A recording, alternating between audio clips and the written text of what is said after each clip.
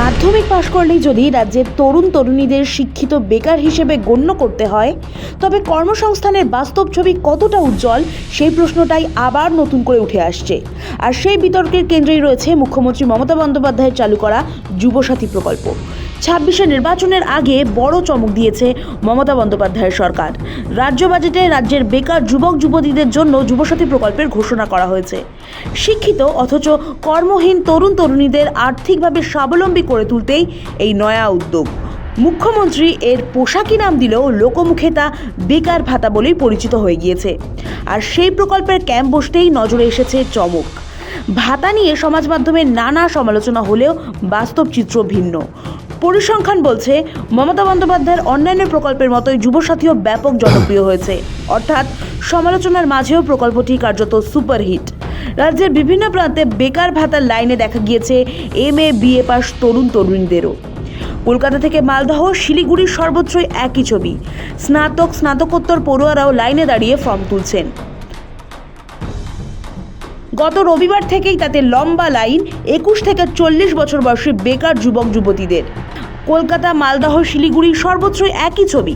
অনেকেরই প্রশ্ন ছিল অনলাইনের যুগে যুব সমাজের কোনো প্রকল্পের ফর্ম ফিল আপ কেন শুধু অফলাইনেই হবে?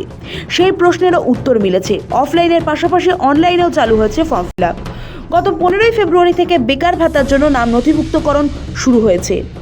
সরকারি পরিসংখ্যান অনুযায়ী গোটা রাজ্যে এই প্রকল্পে মোট আবেদন জমা পড়েছে প্রায় 30 লক্ষ। 18ই ফেব্রুয়ারি নতুন করে নথিভুক্ত হয়েছে 8,494,টি আবেদন। জেলাভিত্তিক পরিসংখ্যানে দেখা যাচ্ছে আবেদন সংখ্যার নিরিখে শীর্ষে রয়েছে মুর্শিদাবাদ।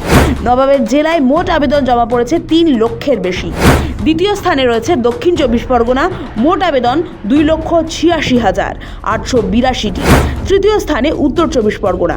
এই জেলায় মোট আবেদনকারীর সংখ্যা 1,93,295। এর পরের স্থানগুলিতে রয়েছে বাঁকুড়া, পুরুলিয়া, হুগলি এবং নদিয়া, পূর্ব মেদিনীপুর, পূর্ব বর্ধমান, পশ্চিম মেদিনীপুর, হাওড়া। এদিকে উত্তরবঙ্গের জেলাগুলির মধ্যে যথেষ্ট সাড়া মিলেছে। কোচবিহারে মোট আবেদন 1,02,764টি এবং জলপাইগুড়িতে 99,242টি।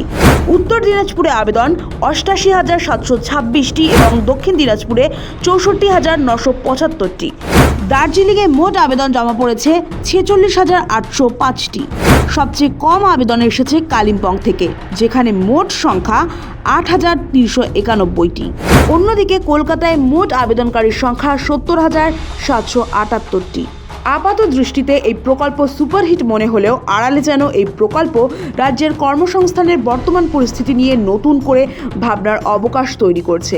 আর তা নিয়েই এই প্রকল্প শুরুর আগে থেকেই বারবার রাজনৈতিক তাপমাত্রা বাড়িয়েছেন বিরোধী দলনেতা শুভেন্দু অধিকারী। শাসক দলকে সরাসরি আক্রমণ করে শুভেন্দুর বক্তব্য, রাজ্যে কর্মসংস্থানের সংকট চরমে। শুভেন্দু অধিকারীর আত্মবিশ্বাস, এপ্রিলের পর রাজ্যের রাজনৈতিক পালাবদল ঘটবে এবং বিজেপি সরকার গঠন করবে। তার কথায়, ভাওতাবাজ মুখ্যমন্ত্রীর ফর্ম ফিল আপ করুন, তবে চাকরি বিজেপি দেবে। করলে 10 লক্ষ রাজ্য সরকারের ভ্যাকেন্সি পেন্ডিং আছে, তিনি ও পথে হাঁটেননি। চাকরি দিলেই পার্থরা চাকরি বিক্রি করবে, ভাগ উনি পাবেন। চাকরি দিলেই কালীঘাটের কাকু আসবে, কাকুর অনেক কথা বেরোবে। অর্থাৎ তিনি চাকরির পার্টটা কমপ্লিটলি ক্লোজ চ্যাপ্টার করে দিয়েছেন বেঙ্গলে। টেবিল চেয়ার পেতে লম্বা লাইন পড়বে, আইপ্যাকের ক্যামেরা, চটি চাটা এক শ্রেণীর মিডিয়ার ক্যামেরা ঘুরবে, তারা মুখ্যমন্ত্রীর প্রশংসা সূচক বক্তব্য দেখবে। যে যেখানে পারেন দলে দলে যান ফর্ম ফিল আপ করতে, নিশ্চিতভাবে যান এবং সেখানে পশ্চিমবঙ্গ প্রদেশ যুব মোর্চার যে পোস্ট কার্ড, এটাও ফিল আপ করে দিয়ে আসবেন। আপনারা দলে দলে ভাওতাবাজ মুখ্যমন্ত্রীর এই ফর্মটাও ফিল আপ করুন, আমাদের কোনো আপত্তি নেই, কারণ এরা দিতে পারবে না, চাকরি বিজেপি দেবে। যদিও পাল্টা জবাব দিয়ে দিয়েছে শাসক দল। তৃণমূল বলছে কাউকে জোর করে লাইনে দাঁড় করানো হচ্ছে না, স্বতঃস্ফূর্তভাবে সকলে আসছে। বিজেপিকে পাল্টা খোঁচা দিয়ে তৃণমূল টেনে এনেছে নোটবন্দির প্রসঙ্গ। আজকে যুব সাথীর লাইন দেখেছেন আপনারা, বিরোধীরা কি কথা বলছে? দুটো সরকার, বিজেপির সরকার মানুষকে লাইনে দাঁড় করিয়েছিল নোটবন্দির সময়, মিথ্যা প্রতিশ্রুতি দিয়ে মৃত্যুর মিছিল করে ছেড়ে দিয়েছিল। বিজেপি সরকার মানুষকে লাইনে দাঁড় করিয়েছে অস্তিত্বের সংকট দিয়ে, আর মমতা বন্দ্যোপাধ্যায় সরকারের জন্য মানুষ লাইনে দাঁড়ান জীবন যুদ্ধে। সরকার মমতা বন্দ্যোপাধ্যায় যা কথা দেন, কথা রাখেন, সেই সাহায্যটা পাবেন। এটা তো কেউ জোর করে কাউকে লাইনে দাঁড় করাচ্ছে না, তো যারা নিচ্ছেন স্বতঃস্ফূর্তভাবে তারা গ্রহণ করেছেন এই প্রকল্পে, অপমান করতে পারে বিজেপি? সরকারের কাজ হচ্ছে যে একটি পলিসি কিংবা একটা প্রকল্প ঘোষণা করে যেটাতে যার উপযোগী যে মনে করছে সেটাকে ব্যবহার করবে, কিন্তু আমরা কেউ বলছি না এটাই শেষ এবং এটাই আমরা দিয়ে যাব, আপনি চাকরির প্রত্যাশা রাখবেন না।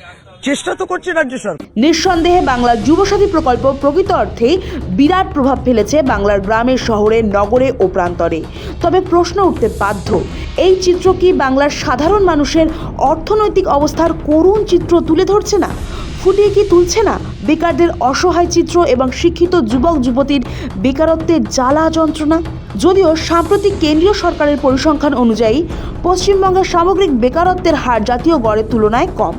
বর্তমানে রাজ্যে বেকারত্বের হার প্রায় 3.6%, সারা দেশে যেখানে এই সংখ্যাটা 4.8%। তথ্য বলছে এই সংখ্যা 27.5 লক্ষ। বিজেপি অবশ্য দাবি করেছে এই সংখ্যা 2,15,00,000। যদিও এটি একটি রাজনৈতিক সমীক্ষা, তবুও প্রশ্ন, কোথা থেকে আসছে এই মানুষগুলো? বাংলার যুবসাথী প্রকল্পে বিপুল ভিড় মূলত রাজ্যে কর্মক্ষম তরুণ তরুণীদের মধ্যে আর্থিক সহায়তার মরিয়া চাহিদার ইঙ্গিত দিচ্ছে। শৌভিক সান্যালের রিপোর্ট,